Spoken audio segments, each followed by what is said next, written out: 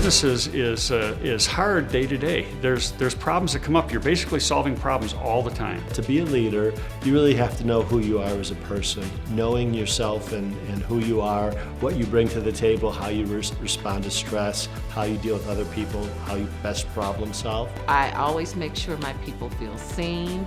I always give them a way to feel heard without making your workplace a total democracy. And I always lead in my authentic self.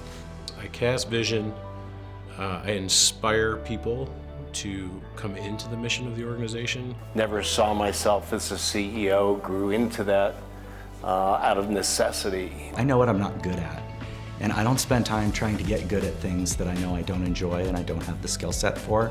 I love the idea that I can empower people who do like that kind of work and get joy from it, and we can celebrate their successes in doing that. The more that you learn to love challenge, and the brain loves to be challenged, we know that from neuroscience, the more you're not going to look to a manager to do that for you, or you're not going to look to any extrinsic entity.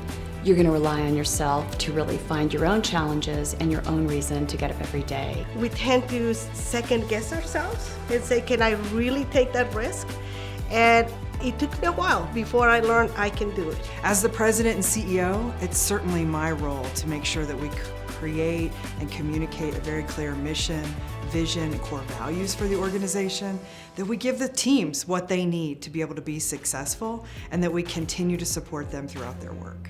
We have a responsibility, as I do as a CEO, as my executive team, to make sure the people around us are successful and that we help them grow in their careers. And I think people look to us for that. How do we help them get to the next step? When you're feeling a bit uncomfortable, you should embrace it, because that's usually when growth is occurring. Well, sometimes, what we need to do is when they're getting frustrated, to help them and say, you know what, that's okay, it will pass. Let's just not put our kind of sight away from the goal. But I think you have to have a vision and understanding where you are now, where you can be, and then lastly, you got to develop a plan. If you can't execute, everything else doesn't matter. People are watching. Whatever you do, people are watching. And so I think that's so important to be present and to make sure that your actions and what you do are well thought out, and people know from the direction you are taking how they can move forward as well. When your employees see that you operate that way, it means that people, when they are talking to you or any of your leaders, that they know that whatever is coming out of your mouth is actually what you mean.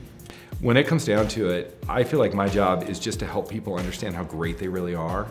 I think that's one way that you really can help kind of harness, that grit that exists in people, and that willingness to just push a little bit harder and do a little more because they can. Letting your people borrow your belief in them and making them feel good about what they're doing is a very powerful thing. I generally do that by trying to be as vulnerable as possible. I think vulnerability is probably the greatest tool that a CEO or an executive can do for their effectiveness. Humility and being vulnerable is how you earn trust. And that you don't always have to have the answer, and being willing to fail is okay as well. In fact, some of the greatest lessons that I've learned in my life are through failures. We've had occasions where we've had mass exits, 3-4 partners just walking out and leaving us high and dry. And you got to simply say, okay, here's where we're at. Now this is what we're going to do, and life goes on. You learn to crawl, you lift yourself up, eventually you walk, you jump, and you can climb the mountains. We really often have to be able to just pivot, execute, and get the job done, and maybe not always have that perfectionism. Staying true to the vision, staying true to that summit of that mountain that we want to reach. That is something that I like to bring forward, is remember why we're doing this. Keep looking forward and stay focused on that vision.